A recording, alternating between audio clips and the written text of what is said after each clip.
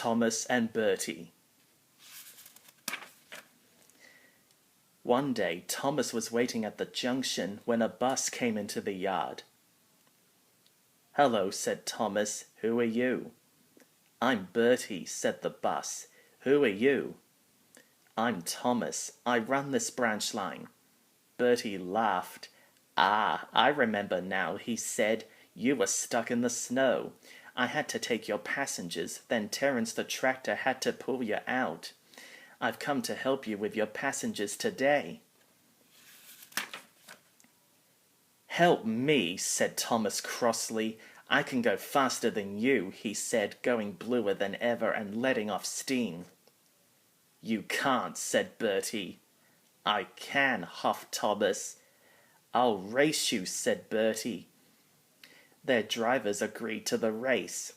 The station master shouted, "Are you ready? Go!" And they were off. It always took Thomas a little while to build up speed, so Bertie quickly drew in front. Thomas was running well, but he did not hurry. "Why don't you go fast? Why don't you go fast?" called Annie and Clarabelle, who were running along behind. Wait and see," hissed Thomas. "He's a long way ahead, they cried anxiously. But Thomas didn't mind. He had remembered the level crossing. There was Bertie fuming at the crossing gates while they sailed gaily through. "Goodbye, Bertie," called Thomas. After that, the road left the railway and went through a village. They couldn't see Bertie anymore.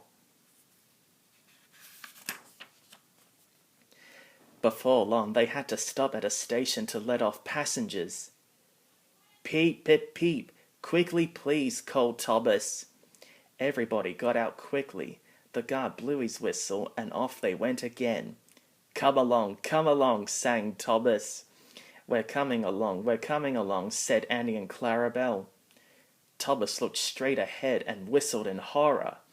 There was Bertie crossing the bridge over the railway, tooting triumphantly on his horn.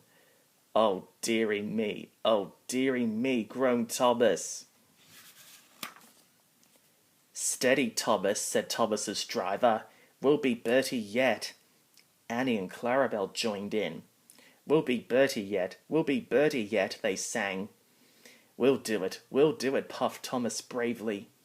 "Oh, bother, there's a station." As Thomas stopped at the station, he heard Bertie tooting loudly. "Goodbye, Thomas. You must be tired," called Bertie as he raced by. "Sorry I can't stop. We buses have to work, you know. Goodbye." "Oh dear," thought Thomas. "We've lost." But he felt better after a drink. Then the signal dropped to show that the line was clear and they were off again.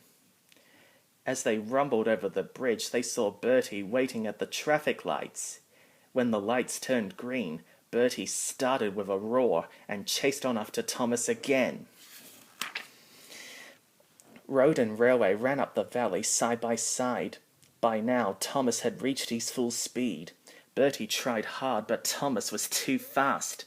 On and on they raced. Excited passengers cheered and shouted across the valley as Thomas whistled triumphantly and plunged into the tunnel, leaving Bertie toiling far behind. We've done it, chanted Annie and Clarabelle happily as they whooshed into the last station. Everybody was there to give Thomas 3 cheers for winning the race. They all gave Bertie a big welcome too. "Well done, Thomas," said Bertie. "That was fun. But to beat you over that hill, I should have to grow wings and be an aeroplane." Now Thomas and Bertie keep each other very busy. Bertie finds people in the villages who want to go by train and takes them to Thomas, while Thomas brings people to the station for Bertie to take home. Bertie and Thomas often talk about their race, but Bertie's passengers don't like being bounced like peas in a frying pan. The Fat Controller has warned Thomas not to race at dangerous speeds. So although Thomas and Bertie would like to have another race, I don't think they ever will. Do you?